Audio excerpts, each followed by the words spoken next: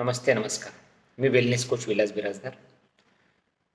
काही महत्त्वाच्या मुद्द्यावरती तुम्हाला चर्चा करायला आलेलो आहे.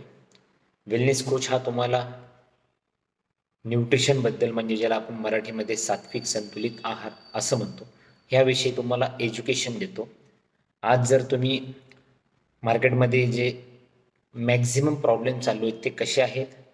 एक तर शरीरामध्ये वाढत चाललेली अनवॉन्टेड चरबी आणि त्यामुळे होणारे आजार, आणि शरीरात कमतरता असलेल्या पोषक तत्वाच्या कमतरतेमुळे वेगवेगळे आजार होणे. आणि ह्या गोष्टीपासून जर आपल्याला मार्ग काढायचा असेल आणि ह्या गोष्टीपासून जर सगळ्यांना मुक्तता पाहिजे असेल की आपल्याला ह्या जीवनसत्वाच्या कमतरतेमुळे आजार नको आहेत, तर तुम्ही आम्हाला संपर्क करू शकता. आम्ही तुम्हाला न्यूट्रिशनल प्रोग्राम प्रोव्हाइड करणार आणि त्यामध्ये तुमच्या आयुष्यामधनं तुम्हाला मेडिसिन फ्री लाईफ कशी जगायची हे आम्ही तुम्हाला शिकवणार.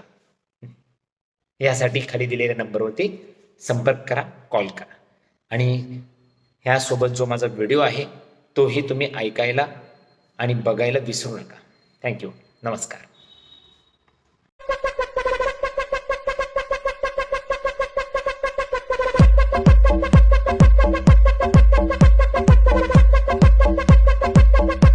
माझा मुलगा सरांकडे येत होता.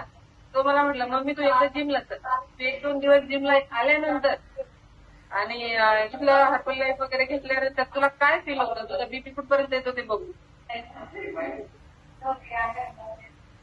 आणि माझ्याकडे फोटो आहेत. 2च दिवसात माझा बीपी नॉर्मल झाला, एक्सरसाइजने त्याने.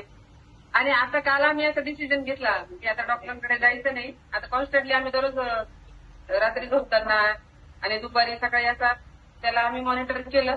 आणि आता या डिसिजन पर्यंत आलो की आता बीपीची गोळी घ्यायची गरज नाही. एकाच महिन्यात, म्हणजे तसं तर मला 8-1 दिवसातच तो रिझल्ट मिळाला होता. कंटिन्यू तो महिनाभर झाल्यानंतर आता गोळीची गरज मला नाही.